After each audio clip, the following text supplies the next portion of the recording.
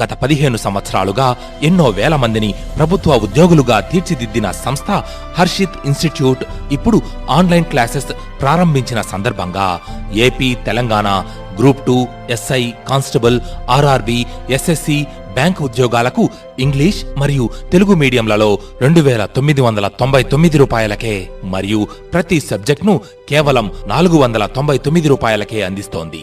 పాత ఆర్ఎస్ అగర్వాల్, కొత్త ఆర్ఎస్ అగర్వాల్ రెండూ కలిపి 999 రూపాయలకే.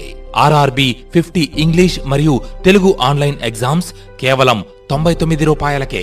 వివరాలకు హర్షిత్ ఇన్స్టిట్యూట్ మొబైల్ యాప్ ని డౌన్లోడ్ చేసుకోండి లేదా 9032200190 లేదా 9676525789 ని సంప్రదించవచ్చు. Harshit institute, Chuttugunta, Eluru road, Vijayawada. Hi students, welcome to Harshit institute online academic classes. So ఈ వీడియోలో మీకు ఇప్పుడు ఏపీ బైఫర్కేషన్ క్లాసెస్ గురించి చెప్పబోతున్నానండి.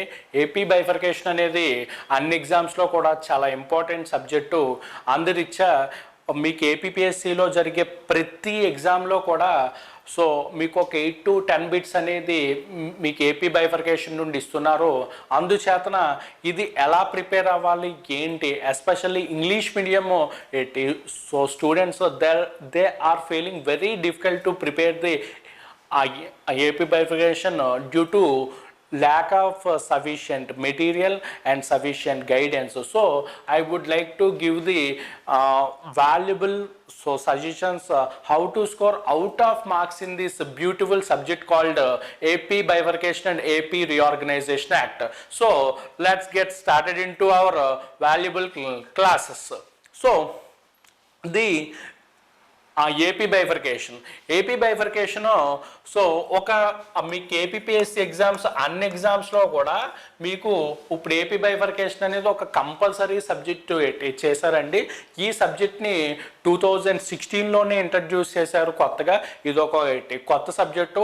చాలామంది ఇప్పుడు తెలియక వాళ్ళు ఏం చేస్తున్నారంటే ఏపీ హిస్టరీ చదువుకుంటున్నారండి. అంటే 2014 దాకా స్టేట్ ఎలా ఫామ్ అయింది, ఆ ఇంపార్టెంట్ ఇష్యూస్ అన్నీ కూడా చదువుకుంటున్నారు. సో మీరు చదవాల్సింది అది హిస్టారికల్ బ్యాక్గ్రౌండ్ కాదు. 2014లో స్టేట్ డివైడ్ అయినప్పటి నుండి ఇప్పుడు దాకా ఉన్న పరిస్థితులు చదవాలి.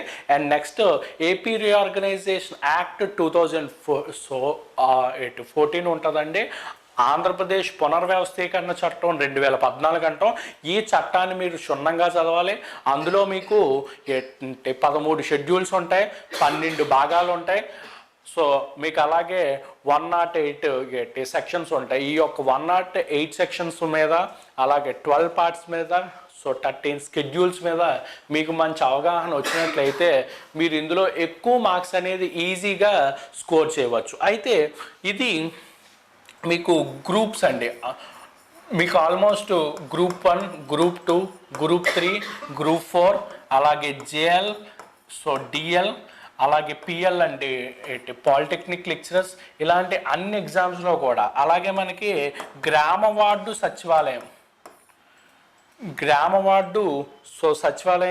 ఎగ్జామ్స్లో కూడా ఇట్లా మీకు అన్ని ఎగ్జామ్స్లో కూడా ఈ సబ్జెక్ట్ అనేది మీకు కంపల్సరీగా ఉంటుందండి. అందుచేతన ఈ ఎగ్జామ్స్ ప్రిపేర్ అయ్యే వాళ్ళు ఎవరన్నా ఉంటే ఈ యొక్క సబ్జెక్ట్ని కంపల్సరీగా ప్రిపేర్ అవ్వాలి.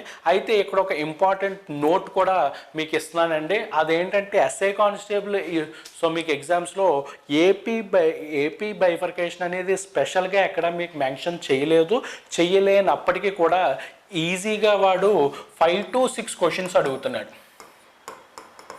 ఇక్కడ ఎస్ఐ కానిస్టేబుల్స్ కూడా ఇది ఒక ఇంపార్టెంట్ సబ్జెక్ట్ అనే చెప్పొచ్చండి. మీకు ఎందుకంటే ఏపీపీఎస్సీలో అయితే ఇది ఒక స్పెషల్ సబ్జెక్ట్గా ఉంటుంది. ఇక్కడ ఎస్ఐ కానిస్టేబుల్స్లో మాత్రం ఇక్కడ ఎకానమీలో కానీ, పాలిటీలో కానీ, కరెంట్ అఫైర్స్లో కానీ ఇంటర్లింక్ చేస్తూ మినిమమ్ 5 క్వశ్చన్స్ అనేది ఇస్తున్నాడండి. ఏపీపీఎస్సీ ఎగ్జామ్స్లో అయితే 8 to 10 క్వశ్చన్స్ అడుగుతున్నాడు. 8 to 10 క్వశ్చన్స్ అనేది ఏపీపీఎస్సీ ఎగ్జామ్స్లో ఇస్తున్నాడు. కాబట్టి మీరు ప్రతి క్వశ్చన్ కూడా ఇక్కడ చాలా చాలా ఇంపార్టెంట్ అండి. సో ఇదొక చాలా సింపుల్ సబ్జెక్ట్. ఇది చాలామంది ఇది ఇప్పుడు తెలియక history, geography, economy, arithmetic, reasoning, అలాగే పాలిటీ ఇవన్నీ కూడా బాగా ప్రిపేర్ అయ్యి ఏపీ బైఫర్కేషన్ సబ్జెక్ట్ని వదిలేస్తున్నారండి. వదిలేయడం వల్ల వాడికి ఎగ్జామ్లో ఇప్పుడు 5-6 మార్కులు పోతున్నాయి. 5-6 మార్కులు ఇప్పుడు పోవడం వలన వీడికి ఏమవుతుందంటే ఆ యొక్క ఉద్యోగం పోతుంది, లేకపోతే ఏంటంటే ర్యాంక్ రవ్వే ఒక ఛాన్స్ కూడా పోతుంది. సో నా యొక్క గైడెన్స్ని మీరు ఉపయోగించుకుని నా యొక్క ఏపీ బైఫర్కేషన్ క్లాసెస్ అన్నీ వింటే మీరంతా కూడా నాలాగే ఒక స్టేట్ ర్యాంకర్ అవ్వచ్చండి. నేను అనేకమైన ఉద్యోగాలు కొట్టాను. సో ఐఎమ్ ఏ స్టేట్ ర్యాంకర్ను. సో మీరు కూడా అలాగే ఒక ర్యాంకర్ అవ్వాలంటే నా యొక్క అన్ని వీడియోస్ని కూడా మీరు వాచ్ చేయండి. సో మీరు సబ్స్క్రైబ్ చేసుకున్నట్లయితే మీకు గైడెన్స్ అనేది లభిస్తుంది. అయితే మీకు ఇందులో కొన్ని ఇప్పుడు క్వశ్చన్స్ అనేవి నేను ఎక్స్ప్లెయిన్ చేస్తానండి. ఆ యొక్క ఇప్పుడు క్వశ్చన్స్ ఎలా వస్తాయో కూడా నేను చెప్పడం జరుగుతుంది. సో ఇవి మనకి ఇప్పుడు ఏపీపీఎస్సీ ఎగ్జామ్స్లో అడిగిన క్వశ్చన్స్ అండి. ఈ క్వశ్చన్స్ అన్నీ ఒకసారి నేను మీకు ఎక్స్ప్లెయిన్ చేస్తాను. ఇది సపోజు ఒక క్వశ్చన్ ఇప్పుడు చూద్దామండి. ఇదేంటంటే for a period not exceeding 10 years from the appointed date. 10 years కన్నా ఇప్పుడు అపాయింటెడ్ డేట్ నుండి 10 yearsకి ఎక్సీడింగ్ ఇప్పుడు మీకు ఏమిటని అడుగుతున్నాను. అదేంటండి Hyderabad will be common territory for Andhra Pradesh and Telangana. ఇది సో గుర్తుపెట్టుకోవాలి. ఇవి అన్ని ఆప్షన్స్ ఒకసారి అబ్జర్వ్ చేయండి, సేమ్ ఒకేలా ఉంటాయండి. Hyderabad would be capital of Andhra Pradesh. చాలామంది ఇదే టిక్ పెట్టే అవకాశం ఉంటుంది, కానీ ఇది రాంగ్ ఆన్సర్. సో ఇక్కడ ఏంటంటే will be common territory for Andhra Pradesh and so Telangana. చాలామంది ఏమనుకుంటారంటే 10 yearsకి ఉమ్మడి గవర్నర్ ఉంటారేమో అనుకుంటారు. చాలామంది అభ్యర్థులు మీకు ఇది కూడా టిక్ పెడతారు. ఇది కూడా రాంగ్ అండి. ఎందుకంటే సో మన ఆంధ్రాకి అలాగే తెలంగాణకి కామన్ గవర్నర్ ఉంటాడు. 10 ఏళ్ళ పాటు ఉంటాడు, 10 years పాటు ఉంటాడని మీకు ఏపీ రీఆర్గనైజేషన్ యాక్ట్లో ఎక్కడా కూడా లేదు. సో మీరేం గుర్తుపెట్టుకోవాలంటే కామన్ గవర్నర్ ఎప్పుడు దాకా ఉంటాడో until the president appoints new governor, అప్పుడు దాకా ఉంటాడు. కానీ 10 years, 5 years, 20 years అని చెప్పలేదు. సో ఇలాగ మీరు క్లియర్ కట్గా చదువుకుంటే ఇప్పుడు ఎలాంటి బిట్లన్నీ కూడా మీరు ఇప్పుడు ఆన్సర్ చేయగలరు. సో మీకు అలాగే ఇంకో పాయింట్ కూడా సో ఇప్పుడు మీకు చెప్తానండి. అదేంటంటే ఇక్కడ ఒకసారి అబ్జర్వ్ చేయండి. ఇప్పుడు ఈ బిట్ చూద్దాం. పోనీ ఏపీఎస్ఎఫ్సి అండి, స్టేట్ ఫైనాన్స్ కార్పొరేషన్. ఇది మీకు ఎందులో ఉంటుందంటే ఇప్పుడు 9th షెడ్యూల్లో ఉంటుంది. ఇలాంటి బిట్స్ అడుగుతూ ఉంటాడండి. ఇలాంటి బిట్స్ అడిగినప్పుడు మాత్రం చాలామంది ఇప్పుడు ఇబ్బంది పడుతూ ఉంటారు. అలాగే సో మీకు ఇక్కడ ఒకసారి చూడండి, అపాయింటెడ్ డే అంటే ఏంటి. ఇది చాలా ఇంపార్టెంట్ బిట్ అండి. ఈ ఒక్క బిట్టే 2-3 ఎగ్జామ్స్లో అడిగాడు.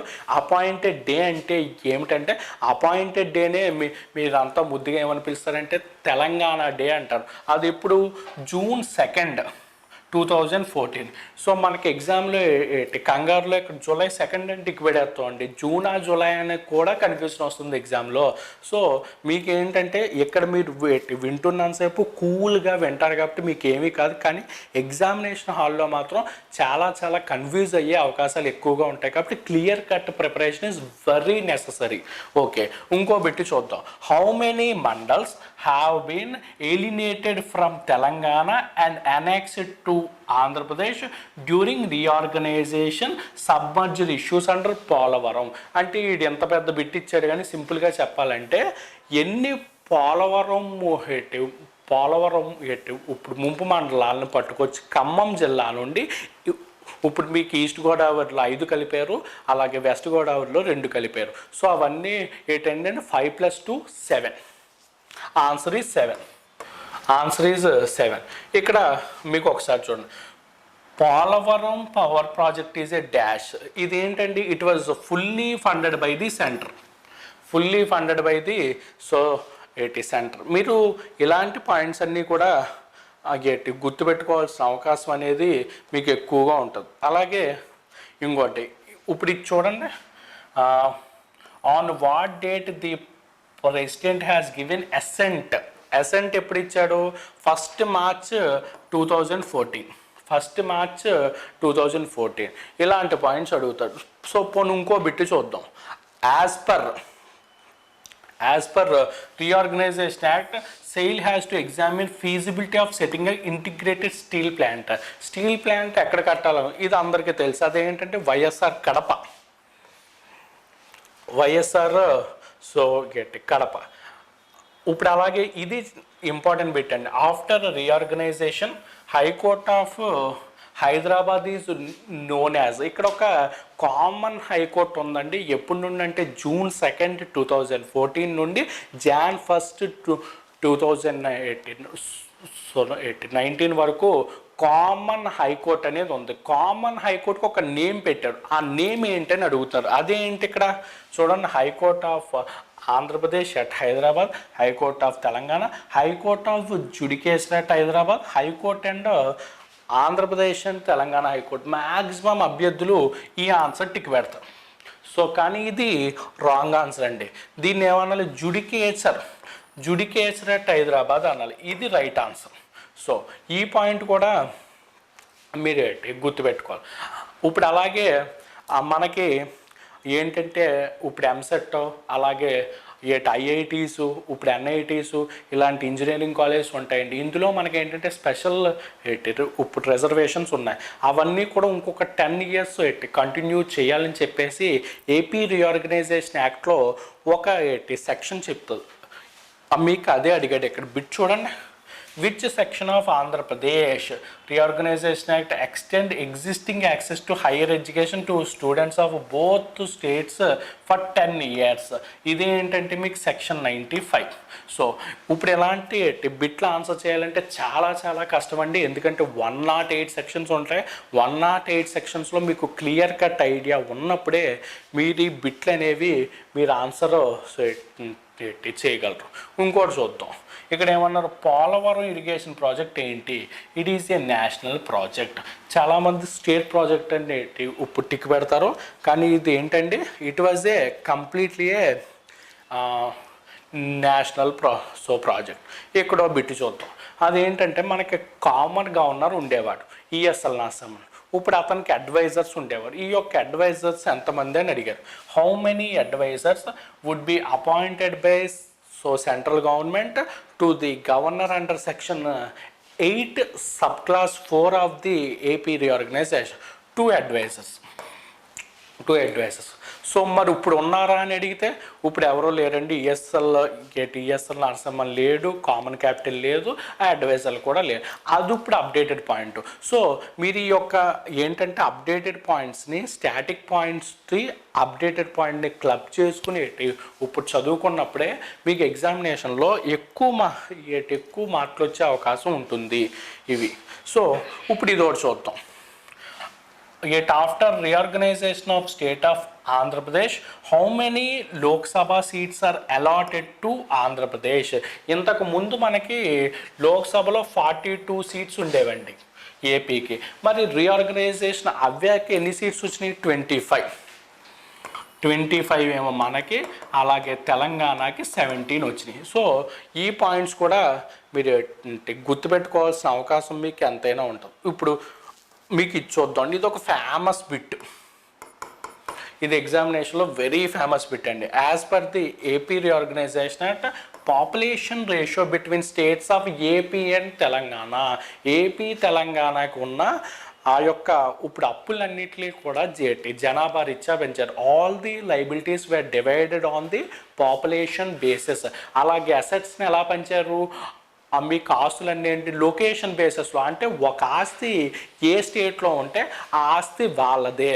సో లొకేషన్ బేసిస్ని. అలాగే ఎలక్ట్రిసిటీ ఎలా పంచారండి? కన్జంప్షన్ బేసిస్ మీద పంచారు. ఇక్కడ ఎంత అండి? సో దీనికి కరెక్ట్ ఆన్సర్ ఏంటంటే 58.32:41.68. సో మీరంత ఎగ్జామ్లో గుర్తుపెట్టుకోవడం చాలా చాలా కష్టం అండి. సో దీనికి సింపుల్ టెక్నిక్ ఉంటుంది. నేను మా యొక్క స్టూడెంట్స్కి చెప్పే టెక్నిక్ ఏంటంటే 58-68 58-68 ఎక్కడ ఉంటే అదే మీ ఆన్సర్. ఒకసారి అంతా చూడండి, ఇక్కడ ఏముంది 58-86, 58-78, 58-69. సో మన ఆన్సర్ ఏమవుద్ది 58-68 అంతే. సో సింపుల్గా మీరు ఎలాంటి న్యూమానిక్స్ అలాగే కొన్ని టెక్నిక్స్ ఉంటాయండి.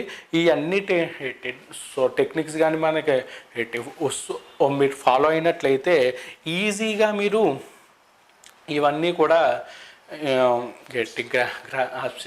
అలాగే చూడండి, హైదరాబాద్ మనకి కామన్ క్యాపిటల్ 10 years వరకు.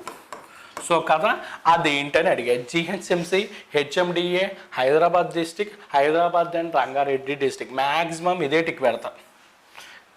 కానీ కాదు, GHMC greater Hyderabad municipal corporation. So ఈ విధంగా మీకు ఇప్పుడు ఏపీ బైఫర్కేషన్ అనేది ఒక కేక్ వాక్ లాగా అవ్వాలంటే సో నా యొక్క ఈ వీడియోస్ అన్నీ కూడా మీరు వాచ్ చేయండి. Do like, share and subscribe. So I wish all the best to all my aspirants. Thank you very much.